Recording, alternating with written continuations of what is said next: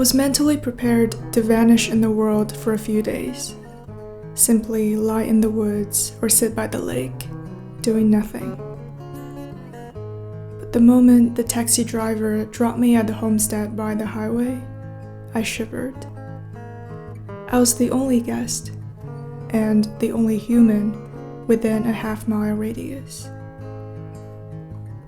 It was off-season. The color green wildly dominated the air, swallowing my senses with all possible shades. It never appeared so overwhelming. Can I really survive the silence? I like the phrase getaway trip.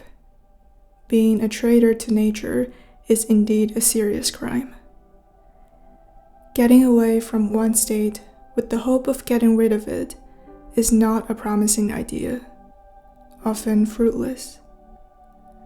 All I had was a version of me who only existed at the present. Those who chose to visit the North Shore at that time may have similar mindsets. This primitive, expansive land has absorbed the heavy weight we carry, stripped off our camouflage, leaving us no choice but to be honest with ourselves and others. There seems to be a tacit understanding.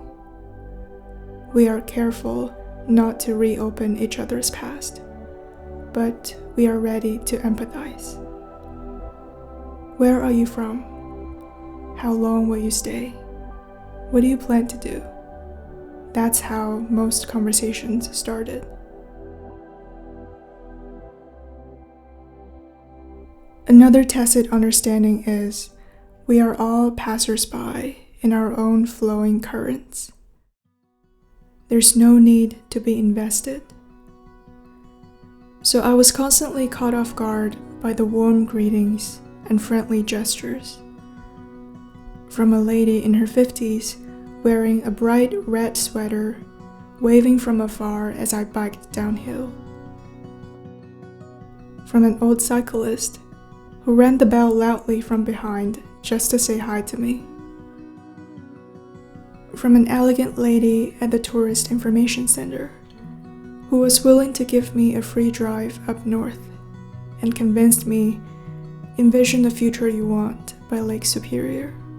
It will manifest it for you. From an old, hearing-impaired shuttle driver who returned to where he dropped me off and stayed with me until the bus arrived on time.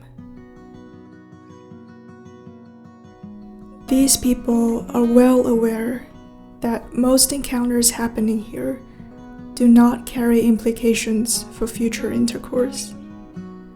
A moment, even if shared for the first and last time, is more than enough.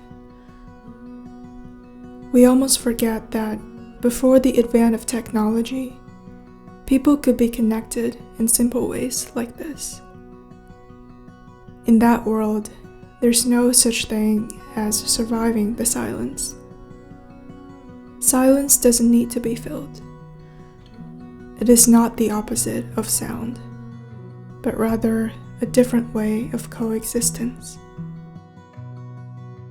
Everything was born to be random, equal, and ephemeral.